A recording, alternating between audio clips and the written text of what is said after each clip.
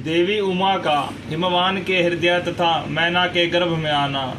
गर्भावस्था देवी का देवताओं द्वारा सत्वन, उनका दिव्य रूप में प्रादुर्भाव, माता मैना से बातचीत तथा नवजात कन्या के रूप में परिवर्तित होना।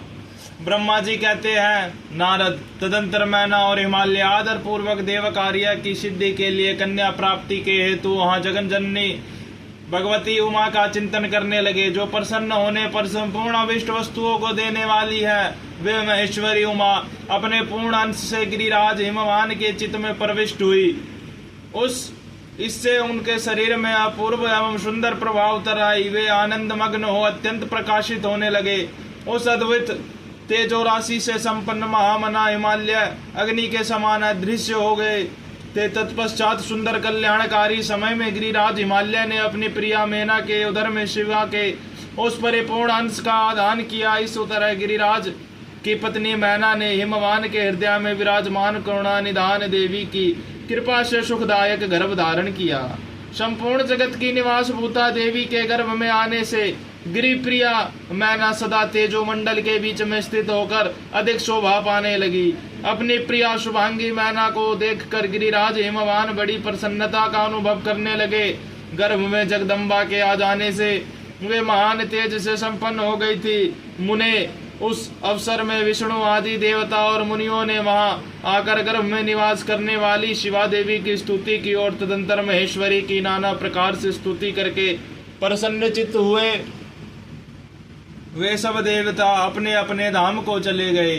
जब 9वां महीना बीत गया और 10वां भी पूरा हो चला, तब जगदम्बा कालिका के समय पूर्ण होने पर गर्भस्थ शिशु की जो गति होती है उसी को धारण किया, अर्थात जन्म ले लिया।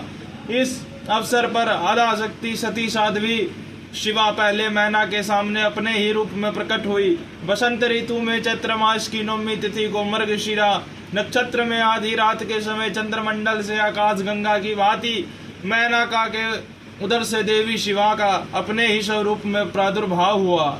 उस समय संपूर्ण संसार में प्रसन्नता छा गई।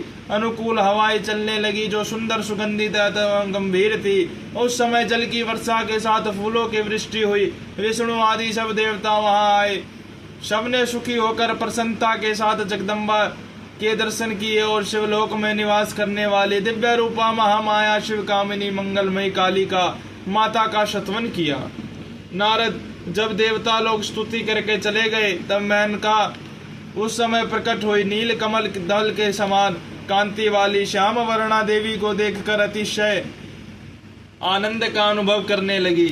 देवी के उस दिव्य रूप का दर्शन करके गिरि प्रिया मैना को ज्ञान प्राप्त हो गया। वे उन्हें परमेश्वरी समझकर अत्यंत हर्ष से उल्लसित हो उठी और संतोष पूर्वक बोली। मैना ने कहा, जगदम्बे महेश्वरी, आपने बड़ी कृपा की जो मेरे सामने प्रकट हुई। अंबिके, आपकी बड़ी शोभा हो रही है। शिवे, आप संपूर्ण शक्तियों में आद्य शक्ति तथा तीनों लोकों की जननी है। देवी, आप भगवान शिव को सदा ही प्रिय है तथा संपूर्ण देवताओं से प्रशंसित पराक्रम शक्ति है। महेश्वरी, आप कृपा करें और इसी रूप में मेरे ध्यान में स्थित हो जाए, साथ ही मेरी पुत्री के अनुरूप प्रत्यक्ष दर्शनीय रूप धारण करे। ब्रह्मा जी कहते हैं, नारद, पर्वत पत्नी मैना की यह बात सुनकर अत्यंत प्रसन्न हुई। शिवा देवी ने उस गिरि प्रिया को इस प्रकार उत्तर दिया।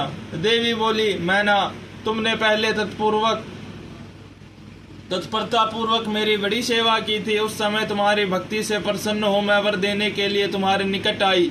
वर मांगो। मेरी इस वाणी को सुनकर तुमने जो वर मांगा इस प्रकार है, महादेवी, आप मेरी पुत्री हो जाए और देवताओं का हित साधन करे।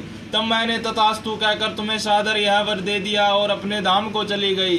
गिरि कामिनी उस वर के अनुसार समय पाकर आज मैं तुम्हारी पुत्री हुई हूँ। आज मैंने जो दिव्य रूप का दर्शन कराया है, इसका उद्देश्य इतना ही है कि मैंने तुम्हें मेरे स्वरूप का स्मरण हो जाए, अन्यथा मनुष्य रूप में प्रकट होने पर मेरे विषय में तुम अनजान ही बनी रहती। अब तुम दोनों दंपत्ति पुत्री भाव से अथवा दिव्य भाव से मेरा निरंतर चिंता करते हुए मुझ में स्नेह रखो, इससे मेरा उत्तम गति प्राप्त होगी। मैं पृथ्वी पर अद्भुत लीला करके देवताओं का कार्य सिद्ध करूंगी, भगवान शंभु की पत्नी होंगी और सज्जनों का संकट से उद्धार करूंगी। ऐसा कहकर जगन माता शिवा चुप हो गई और उसी क्षण माता के देखते देखते प्रसन्नता पूर्वक नवजात पुत्री के रूप में परिवर्तित हो गई।